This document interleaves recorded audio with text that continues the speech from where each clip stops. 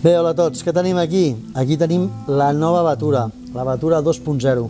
És una bota de l'esportiva i és una de les botes que jo considero probablement com a millor bota per a alpinisme, com a millor bota per a escalada en gel. És una bota que munta una polaina integral, que porta una obertura a la part frontal a través d'un velcro i d'una cremallera, però que té una doble pantalla d'impermeabilitat. Què vol dir una doble pantalla d'impermeabilitat? Vol dir que aquest guetre, aquesta polaina, està feta amb Gore-Tex, que munta una cremallera molt generosa, molt forta i molt sòlida perquè la puguem obrir i tancar tants cops com sigui necessària, i un velcro que ens fa que aquesta polaina quedi el més sellada possible.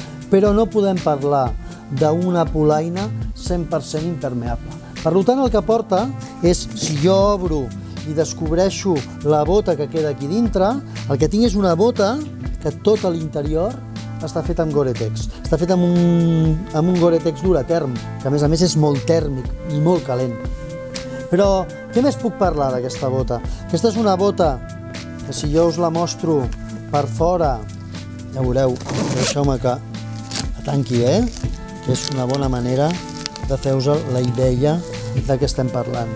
Estem parlant d'una bota que munta tota una banda a dalt i a baix feta amb goma, que puja des d'arran de sola i que farà que sigui molt difícil que trenquem, que aquest teixit l'acabem rebentant, fins i tot a vegades la típica gramponada costa que entri sobre la goma.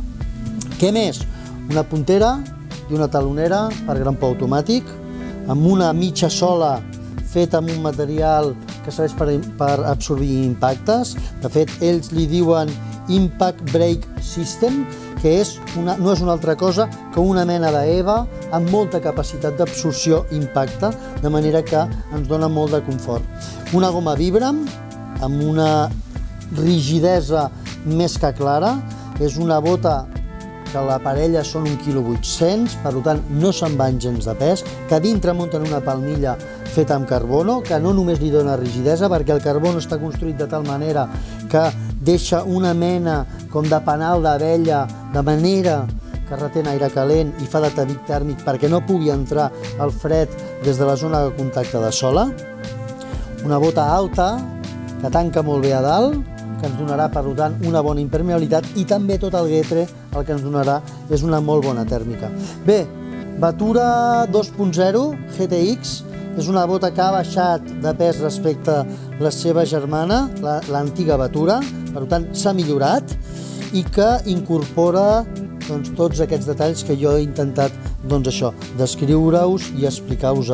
La part interior, aquest me'l deixava i agafo i us l'explico. La part interior munta tota una banda molt alta feta amb goma perquè no la podem trencar. Moltes vegades les botes freguen una amb l'altra i aquesta és l'àrea que més malbé es fa.